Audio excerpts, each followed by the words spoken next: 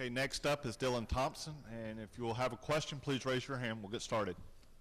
Dylan, Patrick Klebb on WIT Birmingham. Do you ever see yourself in a position where you'll be interviewing Coach Spurrier one day after your football career is over? I don't think that's me. I don't think I would be doing that.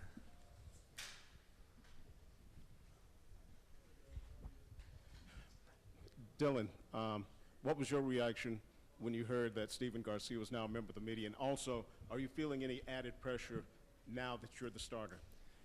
First of all, Stephen and I had an awesome relationship when he was there and still do, so I was excited to see him. Hadn't seen him in a little bit. So that's been great getting to say hey again. But as far as pressure goes, I don't feel any really added pressure. It's just going to be, I think, a fun year for our whole team. And really looking forward to it. We've had a great off season, and we're just excited to start August 28th. Right here up front. Hey, Hunter Mandela, Bleacher Report. You've been with Coach Spurrier for a while now. What would you say is your funniest moment with Coach Spurrier?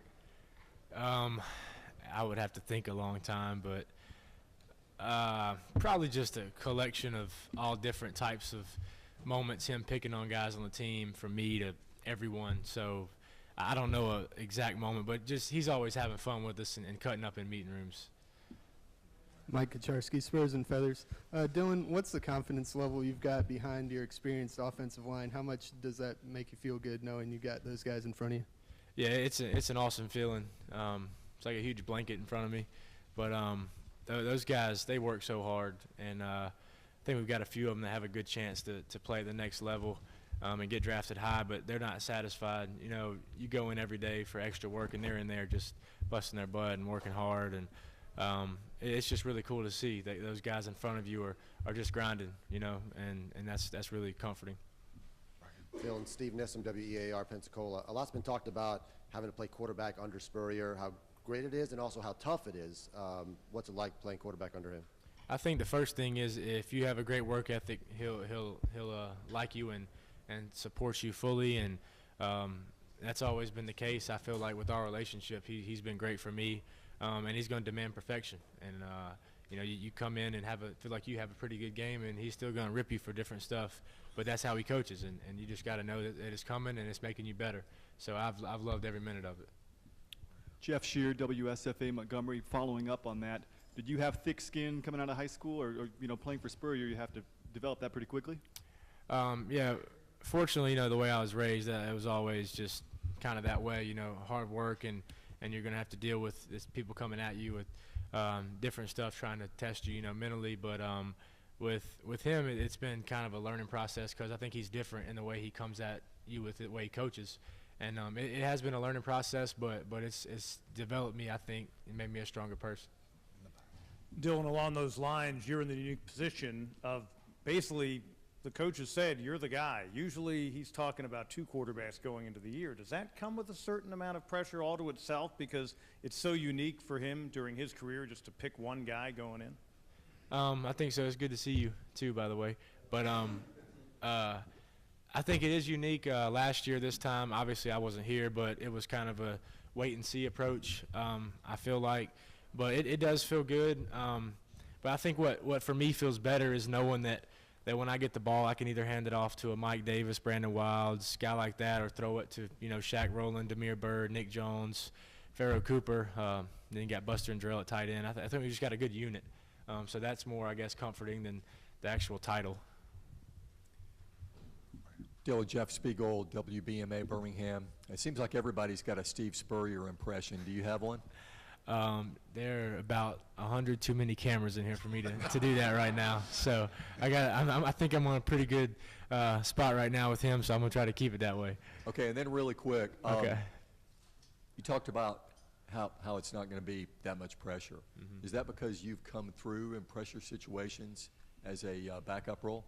Yeah, maybe. What's funny about that is, I guess the first thing people ask is, do you get nervous in those moments and all this? But I actually was a lot more nervous watching the replay of the games that I was fortunate enough to play in than being there. It's just like, you know, we do a good job in practice, I think, of putting stuff on the line for different reps, and so it's kind of what we do.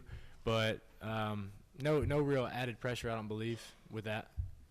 Right here in the middle. Mike McCoy, ABC 40, College Station, Texas. with this Texas A&M team coming up, it's going to be the first game. It's going to be on the big stage, opening in college football. What do you expect from them defensively, and what are other challenges that they'll present? A&M, first of all, I think Coach Sumlin's done a great job there. They've always had a really, really competitive team, and everyone wants to focus on who they lost from last season, the draft picks. I guess they had, 3 in the top 10, is that right? And but watching them on film, I mean, they're just talented on defense. I think they gave up some points last year, but they return a lot of guys, and their DBs are good. Watching them on film, and it'll be a big challenge for us. And I think it's cool that it's the first game of the season because it's going to be a game that people actually want to watch. And so I think it'll be exciting. Dylan, Jessica Evers, WIT 42 Birmingham. How have you been practicing in the off season to improve your passing stats? Yeah, obviously if you look at, I feel like my numbers, which I don't think are hugely important, but I need to get my completion percentage up. And something I've been doing is just really charting 7-on-7, trying to know, what my numbers look like, completion percentage, and the being safe with the ball, I guess, is what I've been focusing on. And that was spring all the way up through now. And I feel like it's paying off, and we'll see, come season. Avery Wilkes with Gamecock Central. How do you think coming in so many times in relief of Connor Shaw and even implementing that sort of a 2-quarterback system at the beginning of last year has helped prepare you for this stage this year being the starting quarterback? Yeah, I think anytime you can get meaningful snaps is huge. And, in our offense, timing is really important. And so getting down with those guys in games is different than just going out in the field and throwing some, which that helps too. But being able to just be in games and moments that I can be familiar with, I think that's helped a lot. Courtney Cronin, Clarion Ledger. Dylan, just like you, Mississippi State's Dak Prescott earning the starting job from day one this season, and he's a dark horse Heisman candidate. A lot of talk about him. What are your thoughts on that? I don't know, about the whole Heisman deal. I don't have a vote, so it wouldn't matter what I thought, I don't guess. But Dak is an awesome guy. We got to know each other at the Manning camp this past weekend and hung out a lot, and he's just fun to be around. I'm assuming he's a really hard worker because he's huge, but just a lot of fun to be around, and he's a good player, obviously, and just looking to see what he does this year and excited for him. Mark Dofer, WYFF in Greenville, South Carolina. Can you describe how much, patience you've had over the last few years? I mean, you have certainly waited and waited and waited for your turn. Yeah, I have.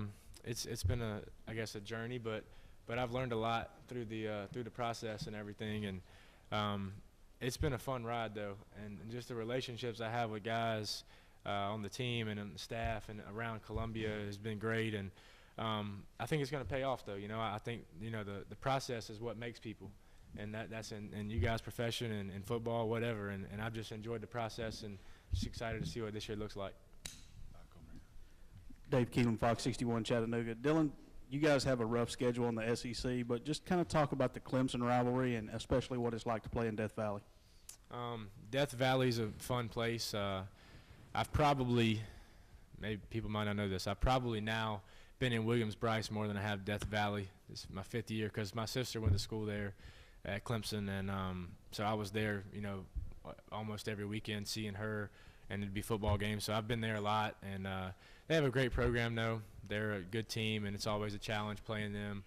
But we'll worry about that one when it gets here. We're worried about College Station guys right now. So. Dane Young, WRBL News 3, Columbus, Georgia. You and Hudson Mason in a similar situation where you've been a backup for a few years and now you get your shot. Is that comforting to have someone else in the conference that kind of has the same story? It could be, but I think everyone's journey and story is different. Hudson's an awesome guy. We've talked, the past few years a good bit, and I'm sure he'll tell you the same. He's probably worried about his guys, and I'm worried about mine and what we're doing, and so I think it's similar, yes, but I don't think, when Texas A&M rolls in town, I'll be worried about Georgia or his first game. He'll be worried about us, so we're just trying to see what the year looks like for each of us. Jake Young from WJHL, Johnson City, Tennessee. I'm guessing that maybe you guys' most bitter moment last year was the way that Tennessee game ended. What are the feelings on that? And with Coach Spurrier being an East Tennessee guy, do you think it was particularly sour for him? I think, first of all, the Coach Spurrier part, I know he wants to win that game each year. He wants to win every game, but going back home is important for him. And then me personally, that's been a big motivation for me this offseason. I was put into the game late last year. Connor was hurt and needed to get 2 yards, and I didn't get it. And so that's been a thing I've looked back at a lot, in the off season, and just pushing myself that extra little bit, because you never know what it's going to look like. And that's been a moment for me that's kind of stuck with me. Dylan, what's the experience today been like for you, just going around room to room, answering questions, dealing with all of us? It's been fun. I told the guys on the plane, I was like, let's just have a good time with it. Don't be some cardboard box just walking around and being the same everywhere. Just have fun. We're here. We're all people. Just you guys are doing your job, and they tell us to come here, and I don't want to be some boring guy that, just sits up here and has vanilla answers. Let's just have a good time with it and enjoy the process. Lauren Sisler, WIAT 42. You guys have actually beat more ranked teams than Alabama over the last 3 years. How badly do you all want that SEC East title, and is this team poised to do that? I think we are, but I also think they're probably every other team in the SEC is. Our league's really good, and we have a challenge each week. But I do think we think about that a lot. We again, on the way over here, we were talking about, the last 3 years our goal has been to win the East and to win the whole thing. And we've beaten the team that's won the East each of the last 3 years, but somehow we don't win it, and we keep slipping up, and we just got to take it one game at a time. And like I said, we're worried about August 28th right now, and the next one comes, we'll worry about that one.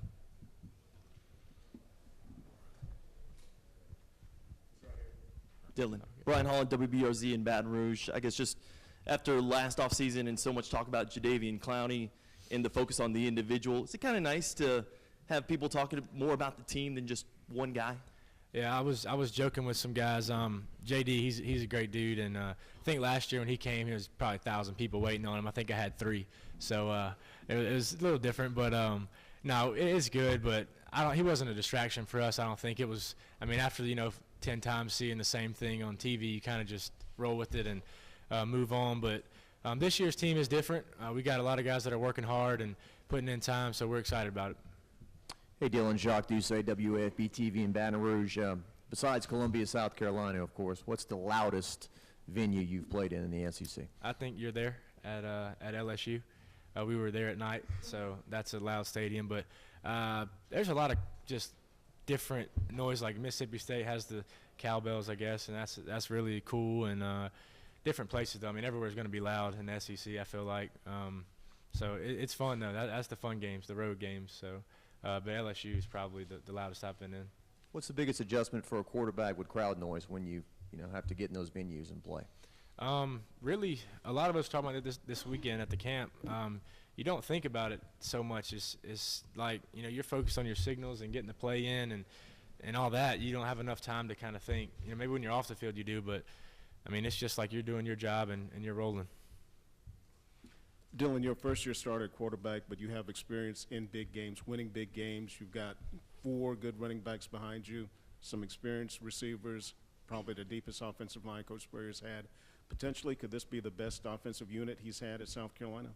Potentially, I think yes, but you never know. That word and then hype is kind of scary sometimes. People just take it and run with it, but we'll see. I think we have the talent, definitely to make a run and put up some big points on offense, but we just got to keep grinding, and August 1st comes, we got to take those practices and be efficient with them and not waste a rep. And I think we're in a good spot right now and just got to keep working.